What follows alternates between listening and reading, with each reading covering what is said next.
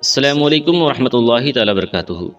روزے کی حالت میں منجن یا ٹوتھ پیسٹ کرنا کیسا ہے؟ محترم ناظرین، آج کی اس ویڈیو میں آپ کے سامنے اسی مسئلے کو وضاحت کے ساتھ بیان کرنے والا ہوں کہ کیا روزہ رکھنے کے بعد منجن یا ٹوتھ پیسٹ کے ذریعے دانت صاف کر سکتے ہیں یا نہیں۔ دیکھیں، اس کا سیدھا سا جواب یہ ہے کہ روزہ رکھنے کے بعد منجن یا ٹوتھ پیسٹ کے ذریعے دانت صاف کرنے سے بچنا چاہیے۔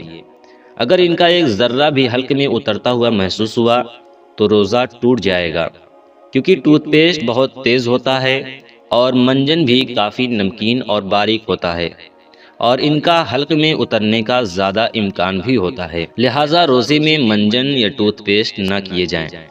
حضور اعلیٰ حضرت تحریر فرماتے ہیں کہ منجن ناجائز و حرام نہیں ہے، جبکہ اطمینان کافی ہو کہ اس کا کوئی جز حلق میں نہ اترے گا، مگر بغیر ضرورت صحیہ کے مکروہ بھی ضرور ہے۔ اسی طرح فتاوی فیض الرسول میں بھی ہے کہ حالت روزہ میں کسی طرح کا منجن یا کولگیٹ وغیرہ کا استعمال نہ کیا جائے، اور ضرورت صحیہ کی بنا پر یہ مکروہ بھی ہے۔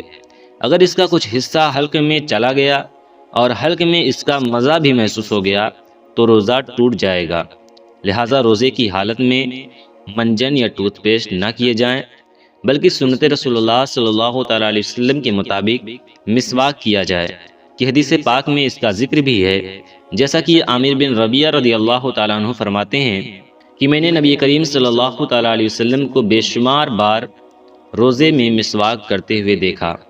ناظرین، امید ہے کہ آپ کو اس ویڈیو سے فائدہ ہوا ہوگا۔